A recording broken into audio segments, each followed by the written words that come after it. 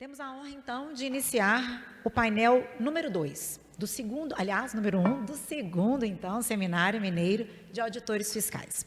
Painel sob o título: O compartilhamento dos processos e as prerrogativas do auditor fiscal. Para este painel, convidamos o secretário adjunto de Fazenda de Minas Gerais, senhor Luiz Cláudio Fernandes Lourenço Gomes.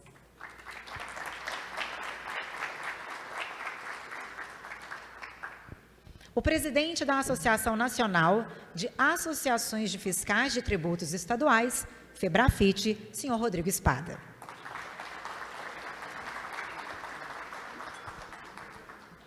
O senhor secretário extraordinário da Reforma Tributária do Ministério da Fazenda, senhor Bernardo Api.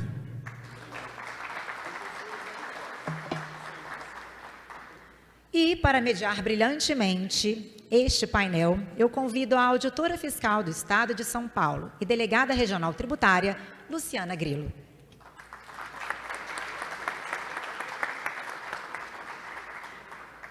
Eu gostaria de informar a todos que nós teremos um momento após este painel e as palestras previstas dentro deste conteúdo para as perguntas da plateia, para o debate.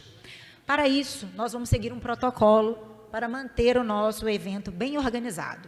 As nossas recepcionistas que estarão ao entorno do nosso evento, elas estarão com o formulário para que possa ser preenchido pelos senhores, com o nome, o destinatário da pergunta e a pergunta. Então, Luciana, agora é com você.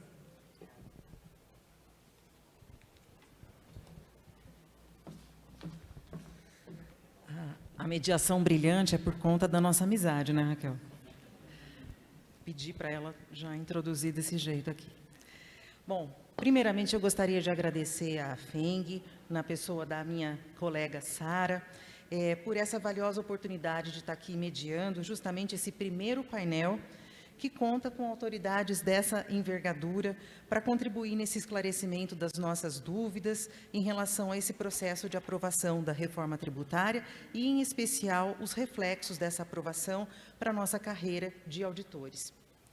Bom, eu tenho poucos minutos para falar, mas eu gostaria de compartilhar um sentimento com vocês, que eu acredito que seja o sentimento de muitos de vocês também.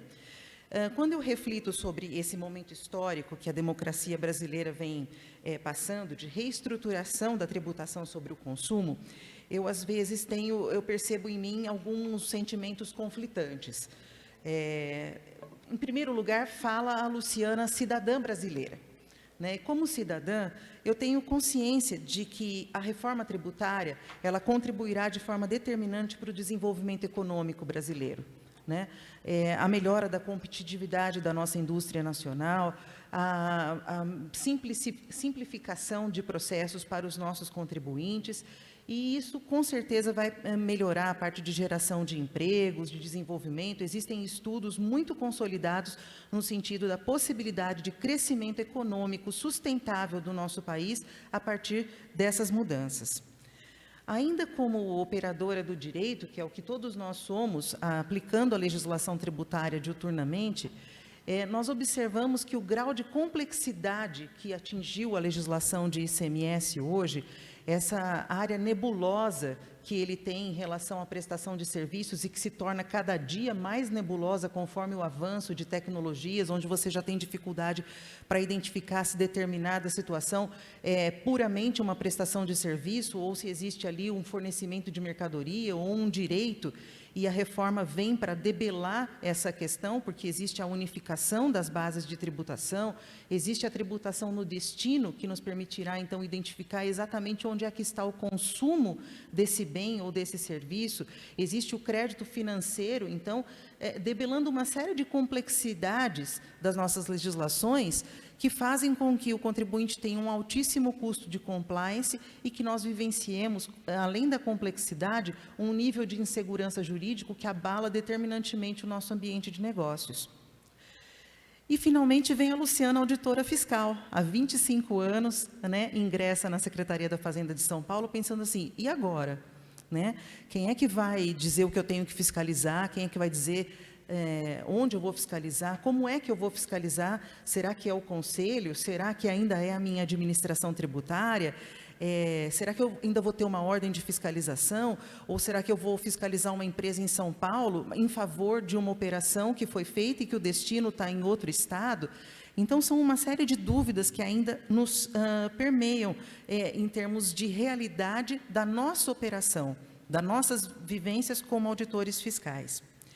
Então, eu espero que cada uma dessas falas desse painel e dos painéis sequentes, que elas possam esclarecer que, apesar desse ponto de inflexão, nós não vamos voltar para trás agora a reforma, ela tende realmente a ser amadurecida ainda naquilo que falta e ser aprovada, né?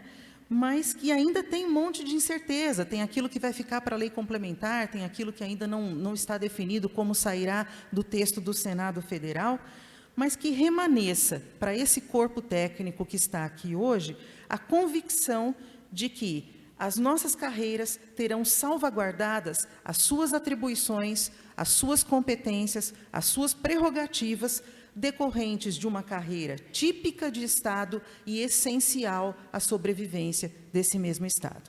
É isso que eu desejo. Portanto, sem mais delongas, eu vou passar a palavra para os nossos palestrantes, que eu vou apresentar a partir de agora, justamente na sequência em que eles terão as suas falas. E depois eu vou ter a difícil missão de dizer para vocês, quando faltar 5 minutos para concluir a fala de cada um de vocês, eu vou fazer um aceno para que vocês saibam, então, a fase de conclusão, para que a gente possa ter o tempo para amadurecer e para debater essas questões. Então, nós vamos receber aqui Bernard Api, já é uma figura conhecida de todas, mas eu vou fazer aqui a apresentação. Ele vai nos falar sobre como construir o compartilhamento dos processos da nova administração tributária. Bernard Api é secretário extraordinário da Reforma Tributária do Ministério da Fazenda, economista formado pela USP, foi secretário executivo, secretário de Política Econômica e secretário de Reformas Econômico-Fiscais do Ministério da Fazenda. Também é presidente do Conselho de Administração do Banco do Brasil. Ex-presidente do Centro de Cidadania Fiscal, um think tank, voltado ao desenvolvimento de propostas de aprimoramento do sistema tributário brasileiro. Também foi sócio e diretor da LCA Consultores e diretor da BM&F Bovespa S.A. Se vocês também pensaram o que é um think tank, eu dei um Google antes de subir aqui, e é assim um grupo de especialistas que vão amadurecer uma determinada ideia, tá bom? Na sequência, ouviremos o meu caríssimo colega Rodrigo Espada, e ele vai nos brindar com a seguinte provocação: como ficam as prerrogativas da função de auditor fiscal no pós-reforma? Tomara que nós saiamos daqui com essas respostas, Rodrigo. Rodrigo é auditor fiscal da Receita Estadual de São Paulo e presidente da Associação Nacional das Associações de Fiscais de Tributos Estaduais. É formado em Engenharia de Produção pela Universidade Federal de São Carlos, em Direito pela Unesp, com MBA em Gestão Empresarial pela FIA. Finalmente, Luiz Carlos Fernandes, com a palestra Como a Secretaria da Fazenda de Minas Gerais tem se posicionado politicamente em relação à reforma tributária. Secretário adjunto do Estado de Minas Gerais, é auditor federal de Finanças e Controle da Secretaria do Tesouro Nacional do Ministério da Fazenda, cedido ao Estado de Minas Gerais. Engenheiro metalúrgico, graduado pela Universidade Federal do Rio de Janeiro, é mestre em Engenharia Mecânica pela Universidade de Regina, no Canadá, e possui MBA em Finanças pelo IBMEC. Atuou como secretário de Fazenda do Estado do Rio de Janeiro e como diretor de Administração e Finanças no Rio Previdência. Na Agência Nacional de Saúde Suplementar, ANS, foi gerente de regimes especiais e mercado, coordenador da área de seguros e gerente de relacionamento. Eu desejo um painel muito produtivo para todos nós e, na sequência, passo a palavra para Bernard Api. Obrigada.